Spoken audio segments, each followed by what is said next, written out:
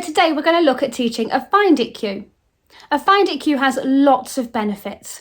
Firstly, dogs absolutely love to use their noses. So if we can provide them with this outlet, we are meeting one of their needs. Secondly, providing sniffing for your puppy can help calm them down in stressful situations. So if your puppy ever gets overexcited or maybe nervous, we can help them out there by providing them with lots of sniffy activities. And what this does is helps reduce their stress levels and arousal levels. So sniffing can also be a form of enrichment. So if you noticed on the enrichment video, I provided you with an example of snuffle mats where you place treats inside to get your puppy sniffing. Well, what you can do is you can utilise the Find It cue in a similar way, but you can use this on your walks.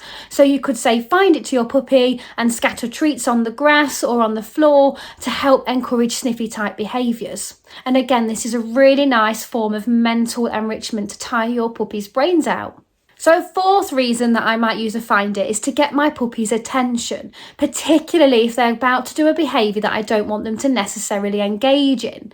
So, for example, on walks, if your puppy is distracted by people and dogs, then what we can utilise is a Find It cue if they get too close and your puppy's about to get too distracted.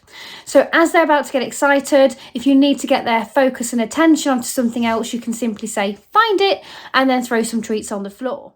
Now, of course, we do need to teach our puppies to naturally disengage from distractions long term, and there is a video that will explain this on the previous course on how you can get your puppy to disengage from distractions like people and dogs without having to constantly get their nose to the floor and get them distracted. But this can be a really useful management tool. So to teach the Find It cue, all you're going to do is have your puppy in front of you and some tasty treats. What you're then going to do is you're going to say find it to your puppy, and then after this you're going to throw some treats on the floor. Your puppy will then begin using their nose to search for the treats. So what in effect you're doing here is pairing the word find it with using their nose. If your puppy needs help, for example, if they look at you and there's some treats left on the floor and they don't quite know what to do, just say find it again and point towards the treats. Most dogs will then start sniffing the floor, so you can give them a helping hand if they need it in the early stages. Once your puppy is getting good at searching for the treats, you can then make this a little bit harder.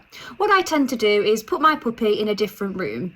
And if I'm using the garden, I will lock them inside. And what I will then do is scatter some treats around the garden whilst my puppy's not looking.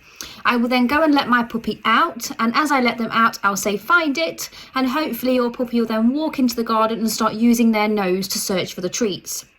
So what we're doing here is making this slightly harder because your puppy hasn't seen you throw the treats on the floor, so they're having to work a little bit harder to find those treats.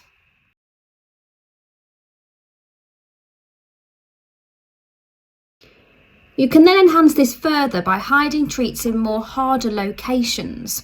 So if you notice here, I've used the barrier in my garden to place some treats along so they're at a little bit of a height rather than on the floor, so my puppy has to work even harder to use their nose. At this stage you may need to go back to helping them out, and if you notice here I will use my hand to guide my puppy towards where I want them to search.